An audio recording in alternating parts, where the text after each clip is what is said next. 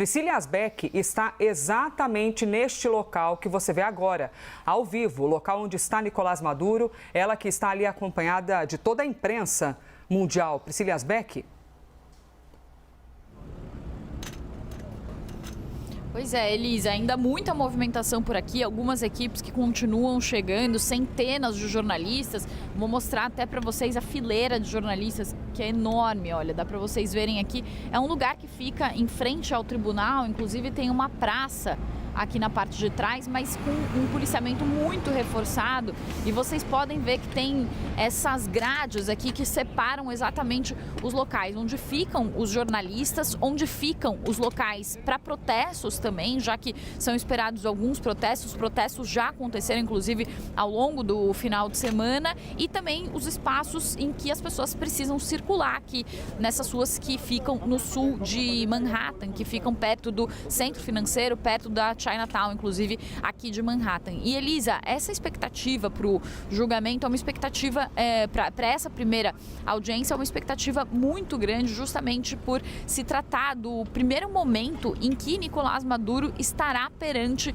a justiça americana. E algo que é muito falado aqui, Elisa, inclusive, é sobre as condições dessa prisão, desse centro de detenção do Brooklyn, para o qual Nicolás Maduro e Cília Flores foram levados, que é inclusive que já foi reportado como um centro de detenção com condições precárias, com um frio congelante. Inclusive, há algumas reportagens que dizem que em 2019, durante uma semana, o centro de detenção metropolitano do Brooklyn, ele chegou a ficar com o sistema de calefação desligado em temperaturas congelantes,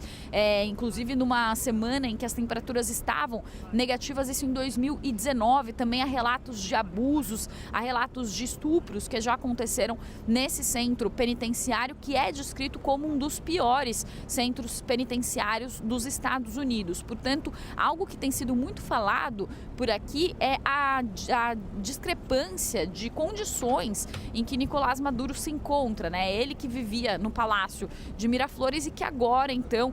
foi colocado nesse centro de detenção, que é um dos piores centros de detenção, considerado um dos piores centros de detenção dos Estados Unidos, com juízes, inclusive, americanos já falando sobre as condições desumanas, condições precárias de saúde, de higiene. Já houve relatos, inclusive, de infestação de ratos nesse centro metropolitano do Brooklyn, onde Nicolás Maduro e Cília Flores foram encaminhados na noite do sábado, passaram as últimas 36 horas, e esse é um centro penitenciário que é um centro normalmente usado como um ponto de passagem para os detentos antes desses julgamentos ou antes da sentença. Uma outra questão, Elisa, importante também é o tempo, né, desse julgamento, como a gente vinha falando anteriormente, vocês comentaram por aí com o Diego também. Aqui há uma expectativa de que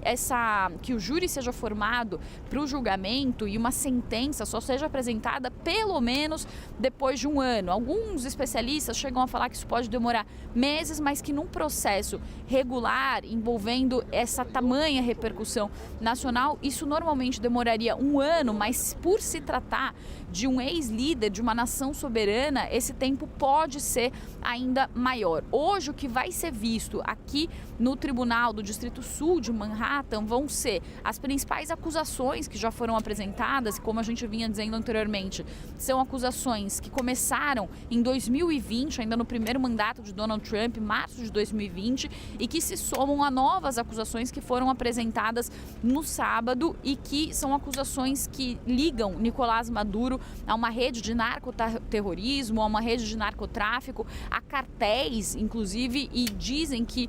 Nicolás Maduro seria o líder de cartéis ou que ele atuaria junto a outros cartéis, facilitando a entrada de drogas aqui nos Estados Unidos. Uma questão importante dessas acusações é que os Estados Unidos e o governo de Donald Trump vêm justificando as ações que são feitas contra a Venezuela, a mobilização militar, os ataques, foram 25 ataques, deixaram 105 mortos no Mar do Caribe, no leste do Pacífico. Eles têm justificado essas ações pelo combate ao narcotráfico, mas o que os especialistas dizem é que a Venezuela seria um país de trânsito para essa droga. Então, o que se vê também nessa acusação formal que foi apresentada no sábado, uma acusação de 25 páginas, é que de fato a justiça americana, o governo americano, ele tenta apresentar ali indícios de que a Venezuela seria e teria atuado como esse país de trânsito para essa droga que vem do México, da Colômbia, do Equador e que chega aos Estados Unidos. Essa é a espinha dorsal dessa acusação que foi feita contra Nicolás Maduro. Mas, para além do que está na acusação formal e do que o governo americano vai argumentar para justificar a tentativa de prisão e de condenação de Nicolás Maduro, existem, claro, outras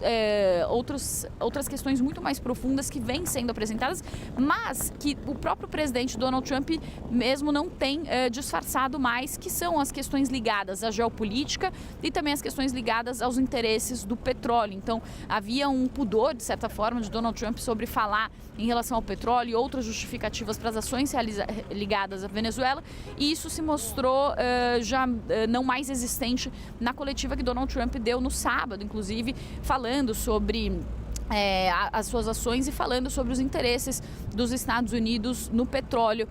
venezuelano, então revelando de fato que existem também outros interesses dos Estados Unidos, tanto na prisão de Nicolás Maduro quanto nos ataques feitos à Venezuela. Elisa.